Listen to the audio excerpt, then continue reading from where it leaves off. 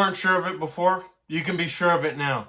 Gabe Davis is leaving the Buffalo Bills. Earlier today, Gabe Davis posted a thank you message on his Instagram and his X pages. The X post was over 7 minutes long, and in that post, you see some of his highlights with the Buffalo Bills over the past 4 years. He says thank you to Bills Mafia, and he even hints at returning to the Bills. He says, I'd be open to coming back to Buffalo. So, you say you're open to coming back to Buffalo, you're clearly leaving Buffalo. Gabe Davis, it makes sense.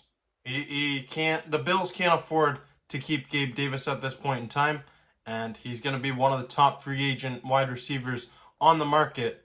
He's due for a payday, and the Buffalo Bills just can't afford it. He's going elsewhere to play some football. And that means things just got a whole lot harder for this Buffalo Bills team.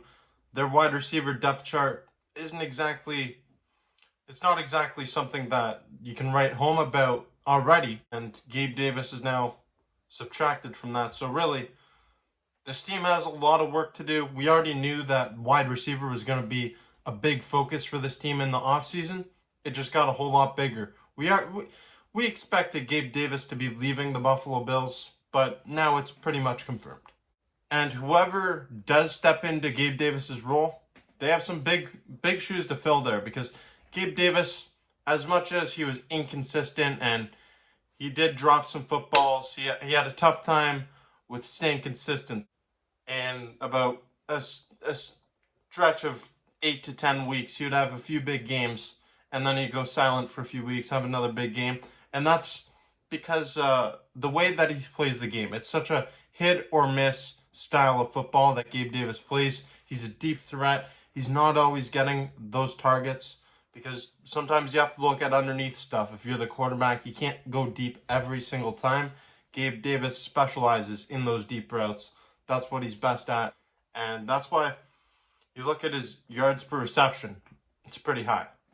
And I think that Davis really exceeded his expectations throughout his time in Buffalo. And maybe there were definitely people that would disagree with me when I say this, but if you look at the expectations for a fourth-round wide receiver, they're usually not very high. He was selected in the 4th round a few years back, stepped in, played a prominent role. He really exceeded expectations after that. You remember the 4-touchdown game against the Kansas City Chiefs in the playoffs, the divisional round at Arrowhead. That game, all-time classic game. Gabe Davis, most touchdowns by a receiver in a playoff game. It was electric. Unfortunately, the Bills lost that game. We all know how that played out with a 13 seconds coin flip overtime.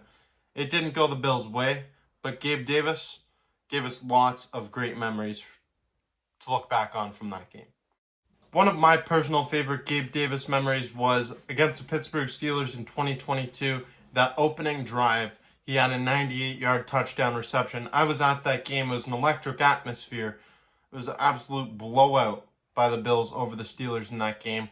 And I hadn't even gotten to my seat for that play. I was in the concession stand grabbing some food, and I'm looking at the TV, and all I see, first of all I hear is a stadium going bananas, and I'm looking up at the screen, and I see Gabe Davis bring in the catch, and he just runs all the way down the field. And then later that game, he also had a massive catch against Minkah Fitzpatrick, where he just said, in the words of Tony Romo, "No, I'm bigger than you." And that's just the excitement that Gabe Davis brought to the game for the Buffalo Bills. There's no doubt to me that when Gabe Davis is at the top of his game, he's one of the top receivers in the league. Like, he is a good receiver, a solid number 2 option on any playoff team. But it's the consistency that's an issue, because getting the ball to Gabe Davis on a consistent basis, it's easier said than done. So now the Buffalo Bills have some work to do at the wide receiver position. They're going to have to figure out a way to replace Gabe Davis. And as I said, it's going to be easier said than done. But I think that this team, you have potential to get younger now. You have potential to add a weapon where it's not so hit or miss down the field. You can get someone who can pick up some more short yardage situation stuff. So you don't want someone so one-dimensional, and that's not a shot at Gabe Davis, but that's just my honest opinion. You don't want someone who they just need the deep ball, because the deep ball, it's a rarity to see it connect on a consistent basis. But I want to know your thoughts in the comment section down below. What do you think about this whole situation, Gabe Davis leaving? And what is your favorite Gabe Davis memory over the past 4 years with the Buffalo Bills? Let me know in the comments below. If you haven't yet, be sure to check out other content right here on the Bills Bunker. Click that subscribe button down below if you haven't yet. And then if you like this video, give it a thumbs up. Thank you for watching. I'm Jake Varco, and as always, this is the Bills Bunker. Go Bills.